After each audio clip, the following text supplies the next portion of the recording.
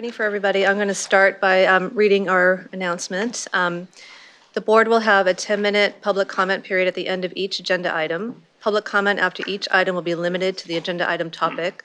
There'll be an additional opportunity for statements from the public for items not pertaining to a specific agenda item at the end of the open session meeting.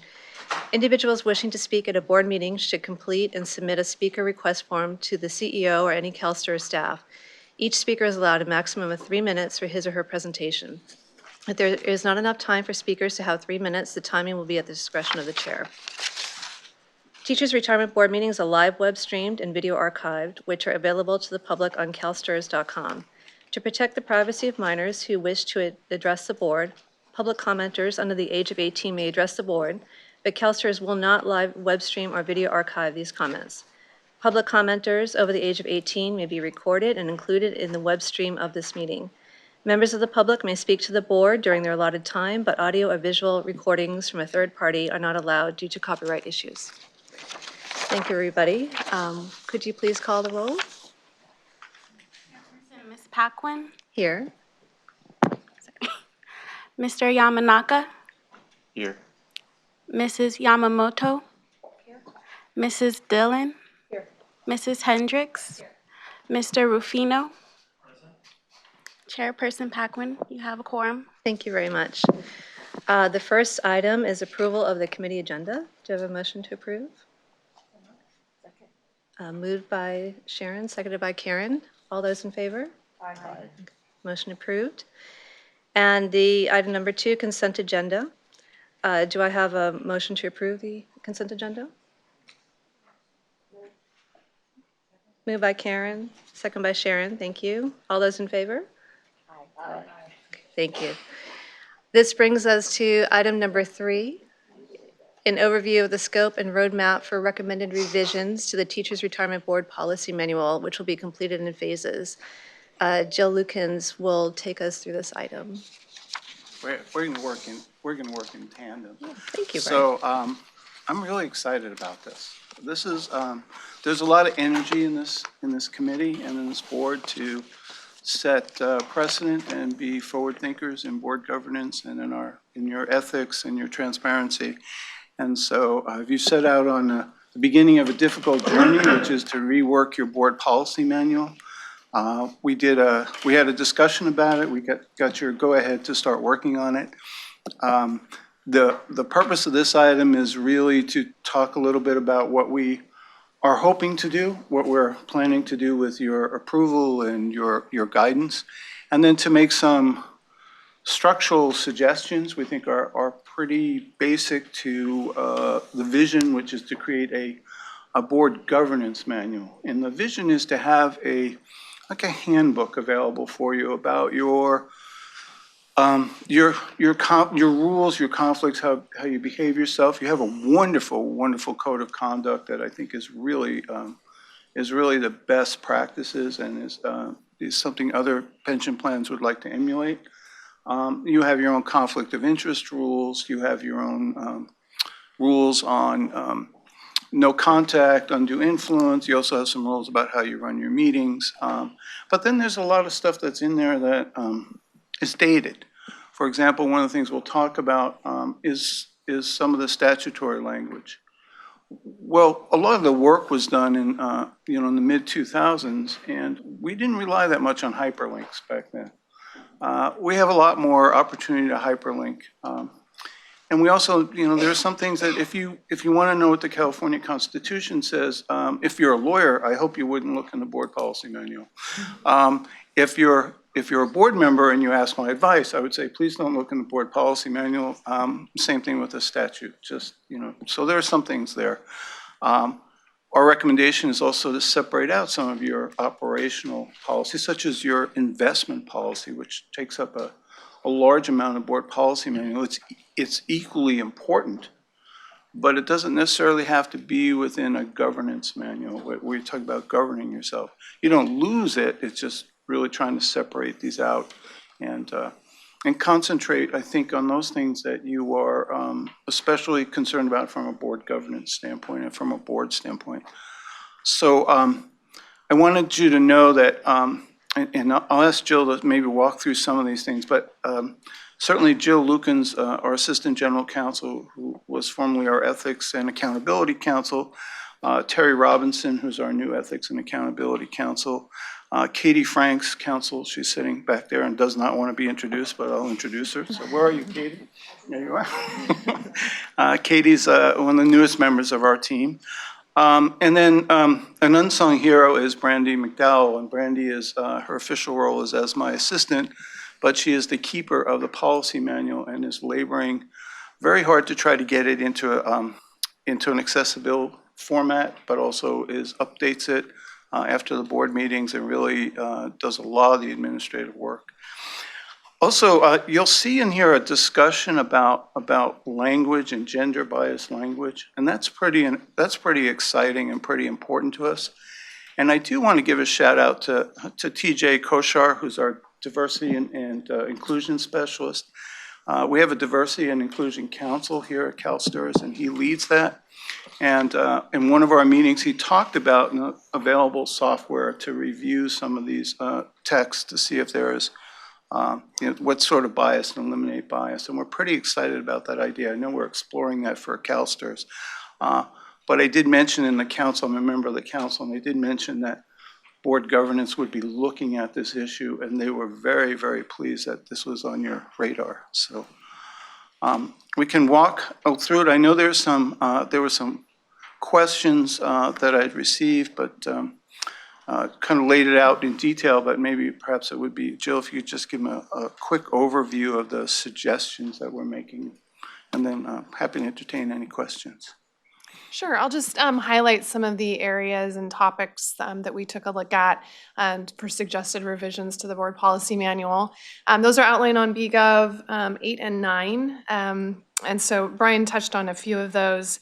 One of them is for separating the governance policies from the investment policies. And that basically would just break the Teachers Retirement Board policy manual into two. So there'd be one manual for governance policies and one manual for investment policies. I think that really kind of clarifies things and also just sets apart those areas to make sure that we have all the governance policies housed in one manual, and the investment policies, which are lengthy and robust, to have those separated out and into a separate policy manual. The other and a second area of revisions are moving out those legal references. So essentially the components of the board policy manual that state verbatim laws essentially can be moved out and be essentially references instead of actually just setting those out in the manual itself. That will really rework and reorganize the manual because you'd be removing sections of the manual. So that will also create a renumbering of the board policy manual and restructuring a little bit. But I think it makes a lot more sense and it's going to be more streamlined that way.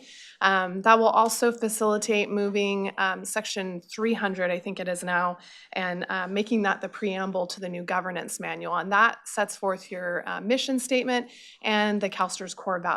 So it's a really great way, I think, to open up the governance manual to have that be the first section in there as a preamble. It really sets the tone for what the purpose of the governance manual is. I'm sorry, I know I'm behind you, so I apologize. So the core values, I just want to give a little background. So we looked, maybe it was 5 or 6 years ago, we looked at an ethics policy for the board. And we consulted with a number of outside experts on ethics policies. And one of the things we heard from at least two of them was looking at your core values. They said you have, in effect, an ethics policy contained in those core values. And so I know it's something that means a lot to the organization, but I also think it really does set the tone for your board governance manual. So highlighting that, as Jill has suggested, bringing up in front, I think really does continue to set the tone that you already have. Thanks, Jill.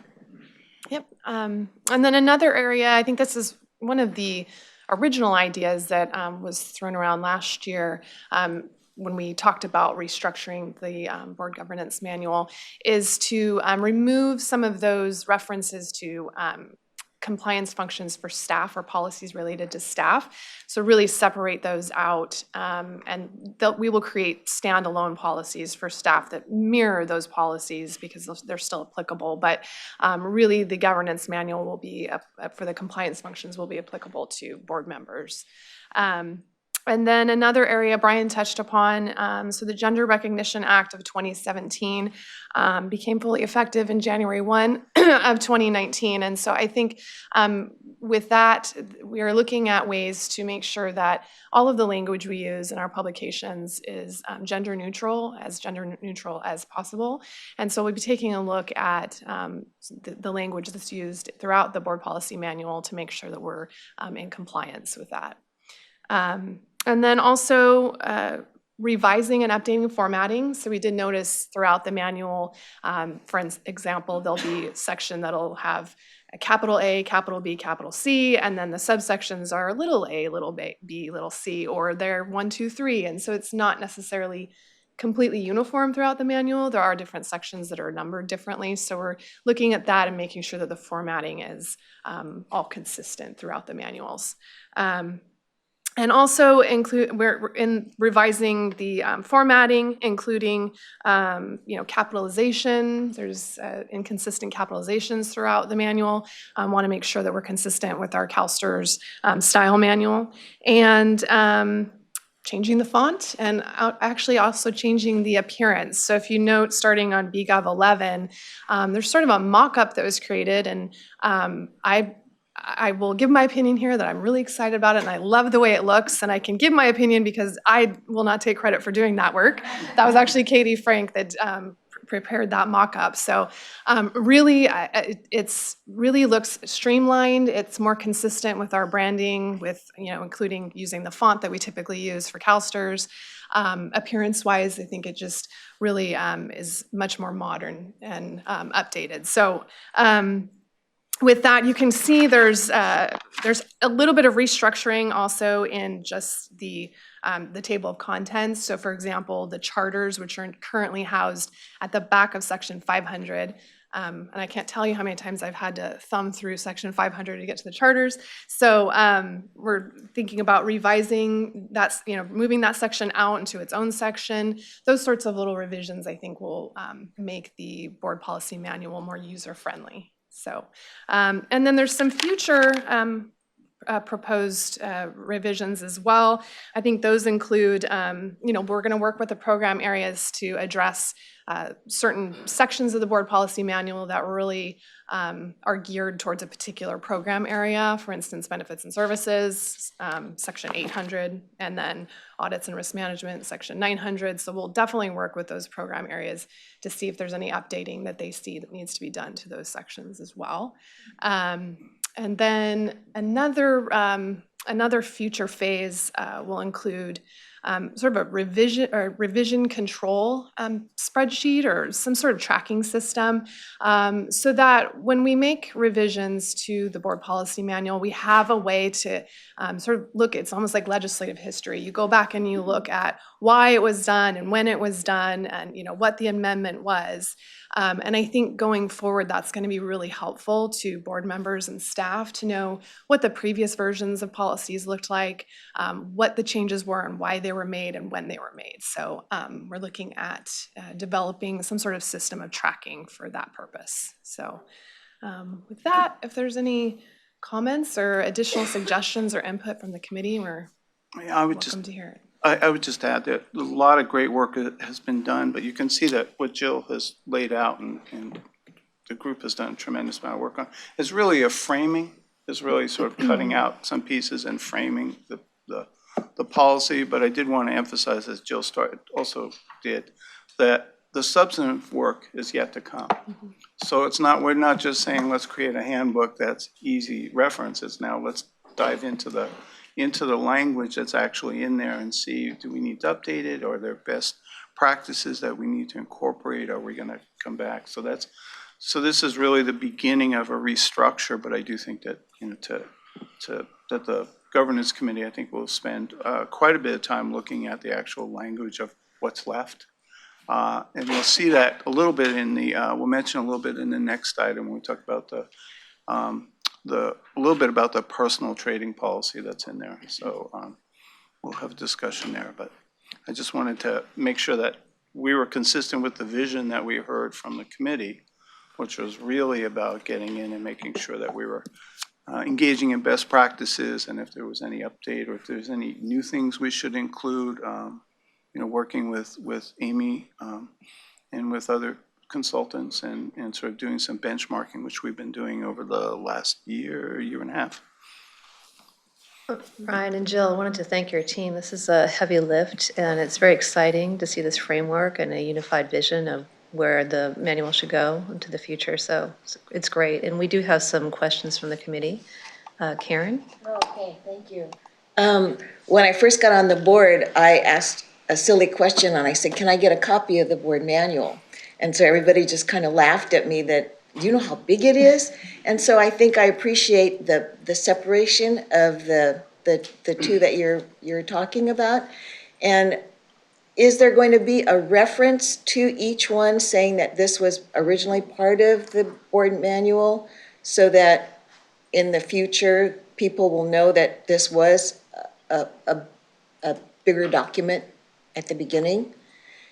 Yes, it's our vision and our goal to create a full reference document that has all the current language, so it'll be moved aside into a reference document, which will then be the whole, it was 186 pages, I can't remember what it is.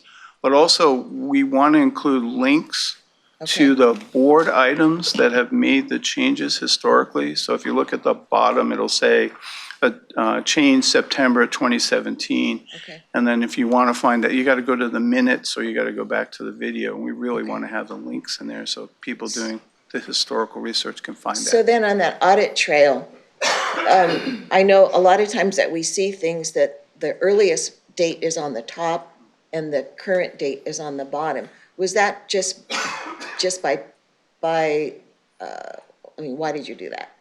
Why isn't it the current one on the top? Is there a reason? I don't think Yeah, there was actually It thought through. essentially was, the way it's structured now is that anytime there's a revision or amendment, it just kind of gets added on to the bottom so that, so we at least know the dates that things have been revised. We're looking at maybe reformatting that structure and then going forward so that for space issues, because it actually takes up quite a bit of space and it makes the manual quite a bit longer than it needs to be. And then with this separate tracking system with, with the updates and revisions, it really won't be necessary to have all of that information set forth in the actual manual. It could be, and we can discuss it further, that maybe the last revision date is stated, sort of like forms where you have the last revision date on the form, so you know when it was last revised. Something like that could be done to sort of streamline things and make the manual more condensed, because like I said, it does take up quite a bit of space. And we're trying to format it for you to conduct your own compliance activities. So one of the reasons we're taking the staff policy out is the enterprise compliance folks, are looking at policy oversight, and you look at your policies every so often on a schedule. They get reviewed, and then you get the latest review date on the bottom of the policy or electronically. We'd like you to have that. You can't. It's not practical to have you on an annual policy renewal, but there are policies you just will, in the ordinary course of business, end up dealing with. And then we would come and suggest, when we're along the way, creating some cycle of review for the policies that are in your board governance manual. So that's the other piece, is that all those dates really don't lend themselves to a compliance function for you. Thank you. Okay. Dana? You all are taking on a hell of a job trying to put together the whole control document. And this is something I talked about with Brian. I think having those links, I think, is going to be very helpful for us. I just hope that when, within the policy document itself, there's a link somehow to get to that policy, or to get to the control document. So it's easy for us to find, it's not like something that's separate. Do you understand what I'm trying to say, Jill? So it's something that's accessible when we're looking at the Right. policy document. I think that there could be possibly implications for all our policies across the board, and I don't even want to look at Chris, because we started adding the documentation underneath each of those policy changes early on, and some of our investment policy have a lot of history to them. And I think that's gonna start taking up space as well as we do more changes through those. So I think your experience having this control document is gonna be helpful for other policy that we have. So I congratulate you on going there. That's gonna be a really crazy document if it's gonna have links to not only written things that came from the board meetings where those things changed, but also archived videos and that type of thing. So I'm really glad you guys are trying to tackle that with this. The part that we're removing is some of the education code and constitutional authority. And I hope that somehow we have links within the policy document for those also, so someone that's looking at the policy is able to see that there is, instead of having all that verbiage there, just have a link so that they know that we have all that legal backing behind us on our policies. I think I have a couple other questions too, Lynn, if you don't mind. So let me go through, those were my first two. On specifically when we get into the board governance, if you go to B.gov on page 17, we have within our board governance, section 2, an item that says all committees of the board shall be open to all board members, but only committee members may vote. We've kind of expanded on that through our offsites, and I'm just putting it out there. We have our own helpful information and tips that really aren't policy, but how we have decided to operate within our committees is not asking questions, not taking part in the debate, but being able to be vocal during educational issues. I don't know if the committee wants to add that to this section as policy or just leave it as is as an informal policy that we have as the board. So I'm just going to open that up. And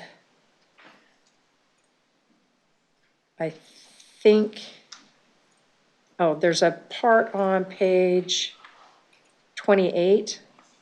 This is something I also asked Brian about. There are links within the benchmarking definition. There are links to definitions of what those words are. I don't understand the necessity to have those linked to their definitions. And they're words like improve or information. I just didn't understand why those were highlighted and then linked to definitions. Is that in the current manual? Is this the strategic planning policy? Is that what you're referring to? Let me get up to, Yeah, 28. Chief Executive Officer. it is under, let me find the heading. That's what I was like. I don't want to. There's travel expense, travel authority, strategic planning, yes. Yeah, I'm putting Amy on the spot because I'm not aware of It's okay. those hyperlinks or the reasons for them. Yeah, it's this, but it's not hyperlinked on this version, but I guess in the actual board policy manual. Okay, So it's the term So benchmarking. CI, okay. I have 1, 2, 3, 4, 5, 6, 7, 8 words that are highlighted and linked. Does no one else? I do. I have it. No?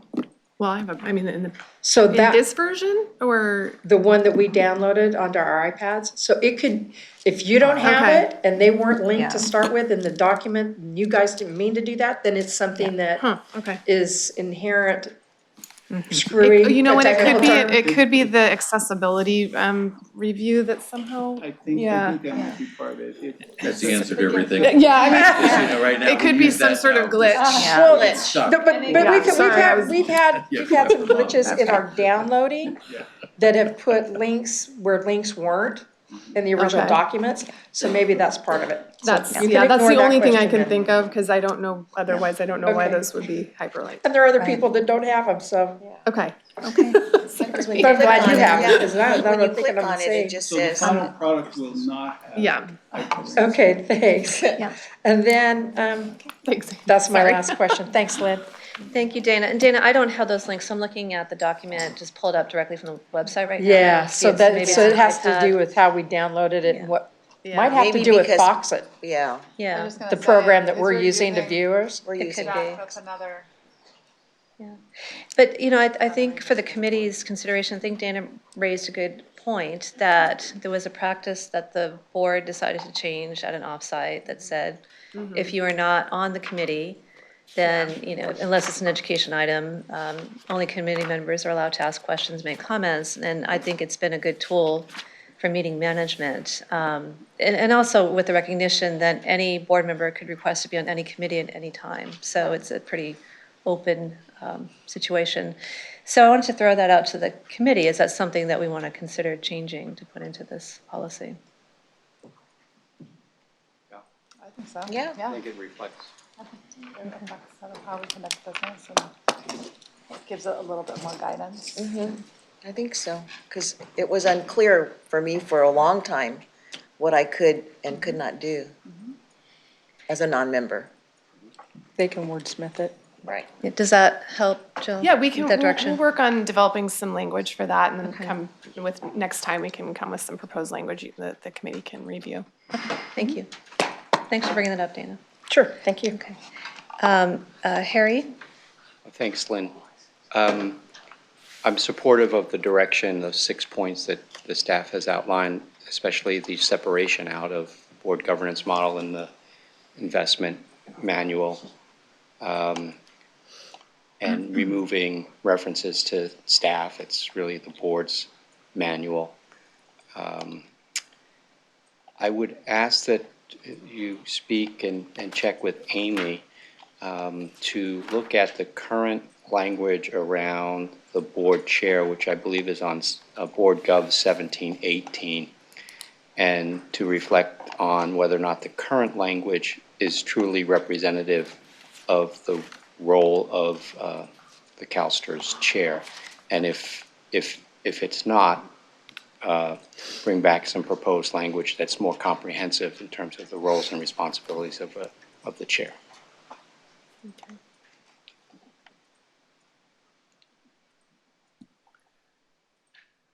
Okay, Yep, that's thank it. you, Thank Mr. you. Keeley, we'll discuss that with Amy. Thank you. I don't see anybody else in the queue for questions or comments, but again, Jill and Brian, this is a great start to this effort. It's a huge effort, and we really appreciate all the work of you and your team on this. Thank you. Yeah. Thank you. So the next steps would be to bring back, take into account all of your comments, look at language, bring back proposed language in those two areas, consulting with Amy, and then bring you back something based on this discussion that you could actually vote on to what the new manual would look like, and start our changes there. And then also part of that discussion would be us perhaps discussing with you other substantive changes within the policy. So that would be, I think, would be the logical next step. Okay, that sounds great. Thank you. Okay, thank you. Thank you. Okay, so this brings us to item number 4, which is an overview of the enhanced monitoring of the investment branch policy prohibiting insider trading and related revisions to section 600E of the Teachers Retirement Board Policy Manual. So appreciate the work on this as well, with your team, Deborah, with Shafat and Melissa. So I'm, with Deborah's permission and agreement, I'm going to segue if you will, because we have such extraordinary guest stars in our committee that I want to make sure that they have the right introduction. So the personal trading policy for investment staff, when I met with Deborah and Shafat and Melissa and Sanjay, they had done a tremendous amount of work on this, and I was really impressed. And they created a white paper, and then we referenced that out. We had Edward Cleese, outside counsel, take a look at it. So I think it's a really great thing that they've done. I think it's appropriate to bring it to this committee. The reason I'm sort of prefacing the remarks is I want to make it clear that when the smoke clears, you will have 3 policies. So right now you have an insider trading policy in your board governance manual. That applies to staff and the board. So the very first thing, of course, when we come back, again, we will present a insider trading policy that is just board related. That's one. And then we will separate out the staff policy, as Jill mentioned, to apply to the staff. The other thing is Edward Cleese, who has significant experience. He's on the steering committee for the International Limited or Institutional Limited Partners Association, helped draft the new model limited partners agreement, is chair of the investment management practice group at his firm. So he has a lot of background, and he has actually provided significant comment on the insider trading policy that's in your board governance manual. So that'll be the next step. But the presentation here by Deborah and her great team is really about an investment staff related policy. So just want to make sure that was clear and thank them very much for being here. Deborah? Thank you, Brian. Deborah Smith, Chief Operating Investment Officer. With me, I have Shafat Hassan, your Director of Investment Compliance and Performance. And next to her is Melissa Duranco, and she's the Manager over Investment Compliance. Brian is correct. We work really closely with his team as well as Ed Cleese on this investment branch personal trading program. And what you have in front of you right now is the Teachers Retirement Board policy, and we're asking for a proposed amendment which will help us move the personal trading program for the investment program. It'll move it forward. So as Brian mentioned, there's going to be a lot of revisions to this policy that Ed has actually provided to legal counsel and to the investment staff, and those are going to be forthcoming. So this proposed amendment is the first step in that process. This amendment is going to help us update the policy with respect to the waiting period. You'll hear later in the presentation that industry best practice is using a holding period instead of a waiting period. Along with looking at the policy, Ed Cleese and Brian's team and my team have worked collaboratively to update the policies, the procedures and the guidelines to support this policy. So I just want to let you know that before you today is the policy, but work is still going to be done on the procedures and the guidelines.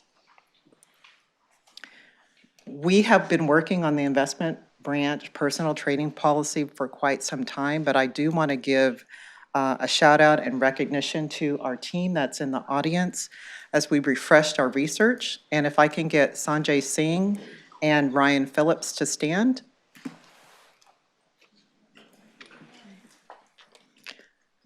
They were instrumental in working with Ed Cleese and Brian's team to get us to this point. So I just wanted to recognize them. So in refreshing the research, we looked at and had discussions with 15 public pension entities. And out of those 15, we looked at 4 and we had in-depth interviews with them. And we picked those 4 specifically because of their complexity and risks.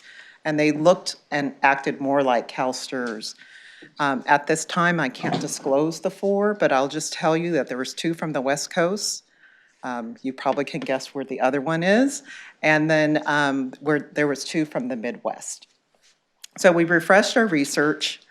And then we also discussed with internal stakeholders, again, Brian Bartow and his team, as well as Chris and Scott and the entire investment branch were a part of these discussions, and they provided feedback.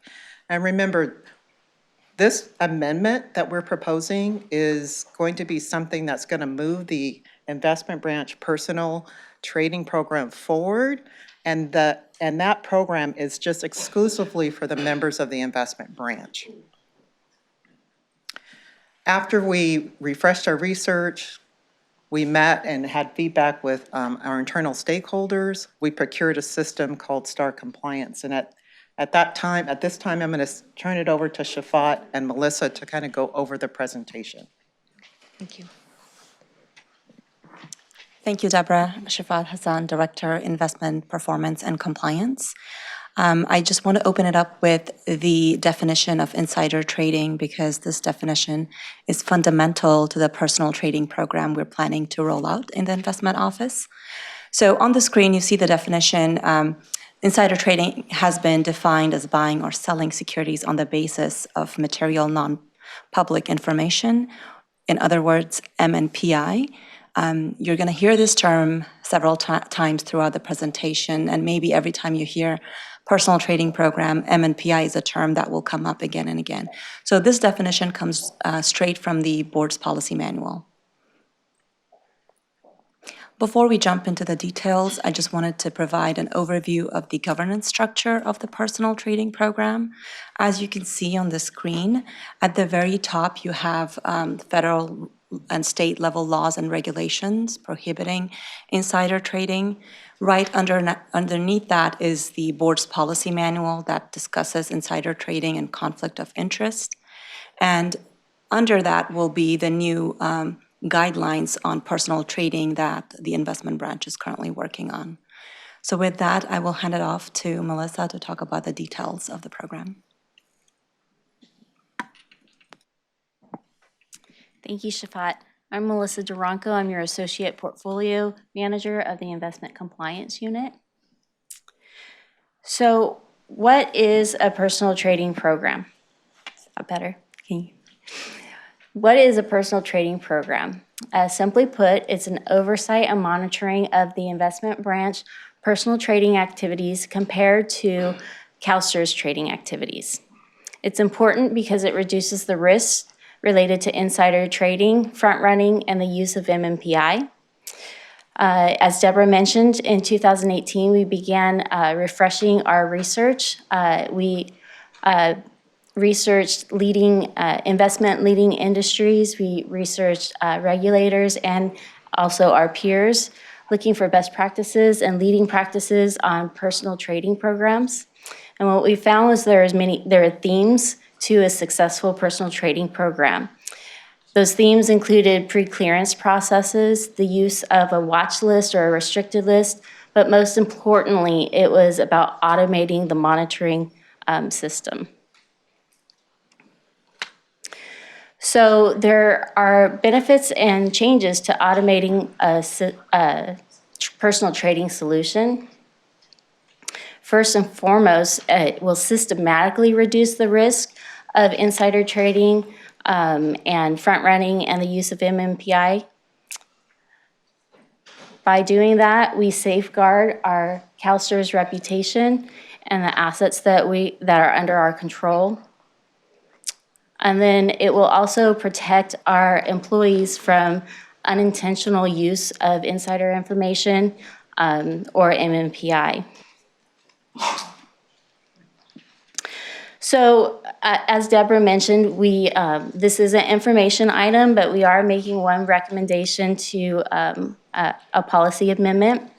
And during our research, what we found is that a waiting period was not best practice. And so therefore, we're proposing to just strike the last part of the sentence in the policy. Melissa, let me just jump in here. So this is a first reading of the policy, and once adopted, the policy would be effective upon the implementation of the investment branch personal trading program. I just wanted to make that comment. Okay, thank you. And I think we have a question from Dana. Do you want me to wait until they're done? How would you want the questions to be held, or would you entertain them now? The pleasure of the board. Okay, why don't you go ahead, Dana? Okay. So I'm almost worried that my question is premature. You're talking about the automated solution that's going to be for the investment staff. You're talking about 3 different policies, one for the investment staff, one for the rest of STIR staff, and then one for the board. But this particular language goes for all 3 sets. It goes for all of CalSTRS employees plus the board.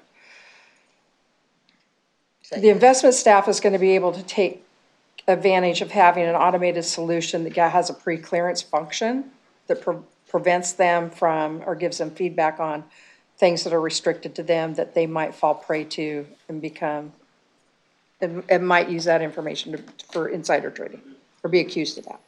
So what type of policy then, because this is going to take effect, what policy or what is best practices then for the rest of CalSTRS staff and the board?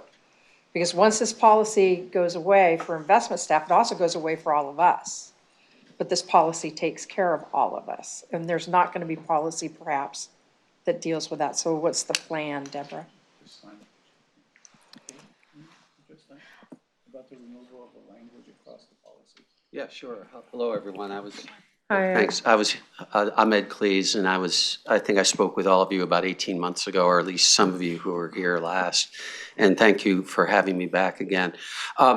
It's a great question you raised, Ms. Dillon. So the concept, to take a step back, the concept behind removing the 15 days is that 15 days may not be relevant. The transaction might be going on for longer, or the period might be shorter. And as you rightly point out, the staff will be able to basically get an automated response, either a yes or a no.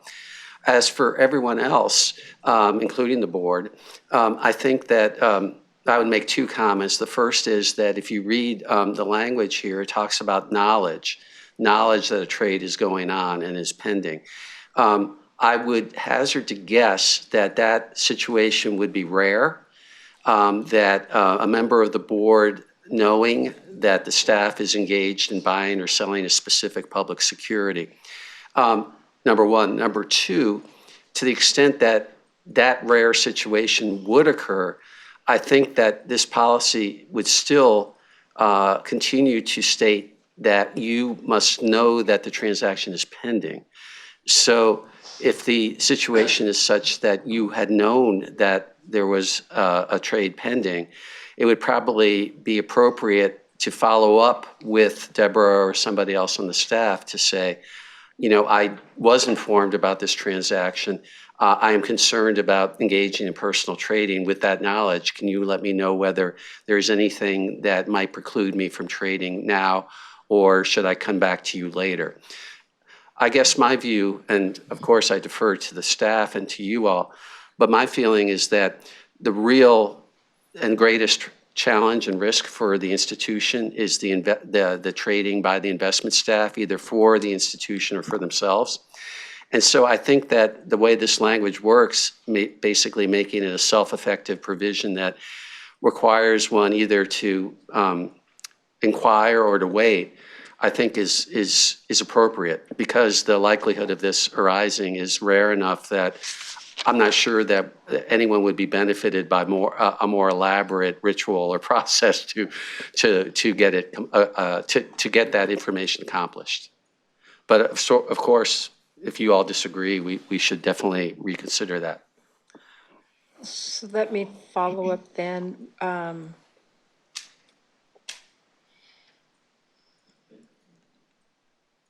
Is there any risk to the optics of not having one, do you think? I don't believe so. Other than what the language already says? Well, I don't believe so, because the investment staff is already basically required not to disclose material non-public information to anyone, even the board. And in fact, it would be inappropriate, in my view, for the investment staff to be sharing any details about any transactions with the board. Obviously, the board has an important and necessary oversight function, but it should not get down to that minutia. So I am perfectly comfortable with the way this has been proposed. Does the fact that 100% of our investment decisions is delegated to staff protect us in any way? That's an additional, I think, factor that goes in that direction. I think that, in essence, I think the staff already should know, and if not, should be reminded occasionally that to the extent that these trades are not public information, they should not be shared with anybody, including the board. And that general information is appropriate and necessary for the board to receive, but not specifics. So I would find, based on my experience, that it would be very unusual for this provision ever to be implicated. Super, thank you. You're welcome. And I just want to emphasize again in my introductory remarks that Ed has taken a deep dive into the language of the actual policy, and we will be bringing back suggested changes as well. This is just a preliminary step. Right. Harry? Thanks, Ed. I think that was really helpful, given the governance structure and how we, there's kind of like if you think about multiple circles, there's a circle of people that are intricately on a daily basis, doing the transactions. And the further you get away from that circle. But I just have a question around, and obviously the seriousness around disclosing material, non-public information, and the consequences of such is, people know what happens when that occurs, with that, not only to the individual, but to the brand, to the organization, the loss of trust, et cetera. Is there anything in the proposed language or changes, though, that holds our staff to a higher standard than someone in a similar or comparable position, either in the private or public sector? In other words, are they being held to a different or higher standard that would restrict them from, what they would want to do in their private lives, essentially, as investors? Does that make sense? Oh, yeah, absolutely. Yeah, Thank you. okay. Yeah, that's a great question. In essence, the answer is no.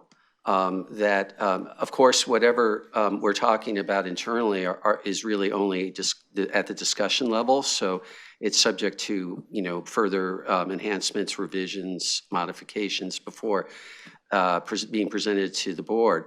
But one of the questions that was placed to me specifically at the beginning of this process is, what is best practice for other institutions like us and for other institutions generally? And there is best practice, but there are different ways to handle the use of material non-public information for personal trading. For institutional trading, I think that the rules are much more, I guess I would say, standard and consistent across the industry. Of course, with regulated securities brokers and securities dealers probably having more heightened requirements than others. But the way that this policy could vary is with respect to personal trading by investment staff, because the approaches vary. Some institutions believe that there should be no personal trading by members of the institution who are employed in the investment area, that would be inappropriate for the way that institution functions. That's a minority position. More so, more prevalent, especially for institutions like the CalSTRS, is that personal trading is permitted subject to a compliance platform that has to be met and satisfied in an ongoing manner to prevent people from inadvertently or advertently making the bad trades. That was a long answer to your short question. I hope that was responsive. It was. Thanks. Karen? Thank you. You may have already touched on the answer to my question is the 15 days a critical amount of days? I don't believe so, and I don't think that, in my experience, there's nothing magical about 15 days because, again, the issue is, am I, as a trading person, either on behalf of the institution or on my personal behalf, am I aware of any material non-public information? If I am, I'm probably precluded from trading. And so, number one. Number two, if the institution, CalSTRS, is engaged in trading and I am aware of that, I am probably precluded from personally trading because that would be what's called front running, or it could be considered front running, where I am using information that's of economic benefit to CalSTRS for my own personal gain. So 15 days is not magical. What is important and what the new compliance interface will do is require anybody who wishes to trade in a given security to check first to make sure that that security is not precluded from being traded in, either on behalf of the institution or for personal trading. So, for example, it could be that a transaction the day after the trade is perfectly fine to be traded because there's no material non-public information associated with that trade. On the other hand, there could be an ongoing trading program by CalSTRS that's taking more than 15 days, and during that period, whatever that period is, they should not be trading. So I am comfortable with removing the 15 days, especially with the backstop that any trading has to be cleared through the compliance function first. Okay, thank you. Thanks. I also had a question, maybe this is more for Brian. I understand that we're going to have separate policies covering the board and the staff, and a separate investment policy. So is there any consideration to, once this is up and running for the investment staff, to rolling this out to senior executive staff who may have information or knowledge about some of these trades? I certainly would encourage that discussion going forward. I think that, at least from my standpoint, I think it is something that we should see how this goes. This is, as Ed said, our crucial risk. But yeah, I don't see why we wouldn't discuss that and have you make a decision on that. Okay, thank you. And Deborah, for your team, when you were working with those 4 funds that you identified and spoke closely with, how do they handle it? Do they cover just investment staff? Do they cover senior staff? Do they cover their board? I'll defer to my staff to answer that question. Thank you. They vary. So some of the systems cover most all of their staff, and others they keep it strictly to those that have the most risk to the system, their investment areas. Okay, all right, thank you. I don't see, oh, I'm sorry, Harry. I've heard Brian's response to your question, but I wasn't sure if that's the direction that you wanted them to go in terms of rolling out a policy to include non-investment executive staff after this iteration. Because if it was, I'm in support of that personally, and I think if that's where the leadership of the committee wants to go, maybe we want to be directive towards the team relative to that, expanding it out so that it's not, obviously the inner of the circle is the investment team that's doing the transactions on a daily basis, but my comfort level would be that it would expand to include non-investment executives as well. Thank you, I appreciate that, and I think, what I took from Brian's comments were that you wanted to implement the system first for the investment staff, and then probably to bring this back to the governance committee at some point after the bugs have been shaken out of the system. Yeah.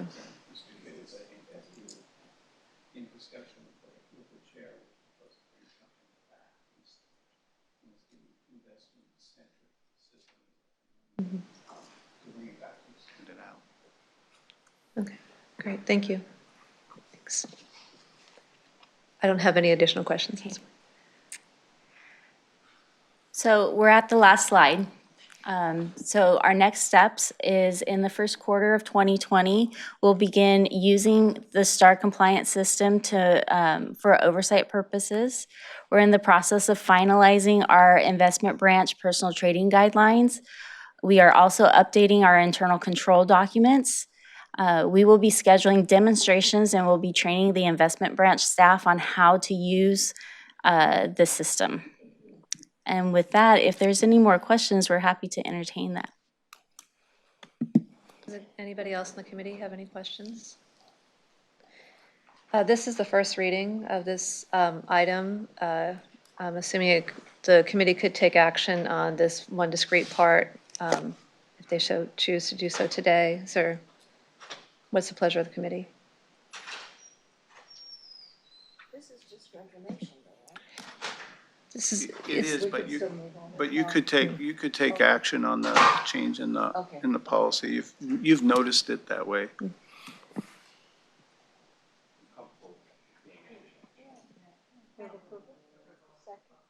okay, great. Mover pulver by Dana, second by Karen. All those in favor? Aye. Okay. Motion approved. Thank you. Thank you.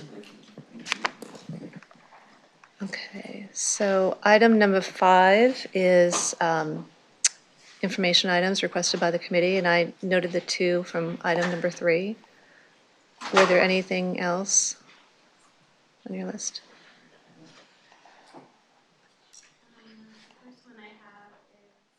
From Mr. Keeley regarding B.Gov 17 through 18. Would like the staff to examine if the language on these pages is representative of the role of a chairperson. And if it is not, have the staff maybe bring it back with some proposed language to reflect the accurate role. And then there was also the request to bring back language on the non-committee members, consistent with your current policy. Yep. And then the last item, which was to bring back at some point, expanding out the personal trading policy to apply to other staff members, executives specifically, but other members of staff. Thank you. Item 6 is a draft agenda for the next committee meeting. Any questions or comments on that agenda? And that will be for the January meeting. No? Okay. Item 7, opportunity for statements from the public. Is there anybody here who would like to address the committee? Seeing no one, this meeting is adjourned, and we will start Benefits and Services Committee at 1 o'clock, I believe. Sharon, is that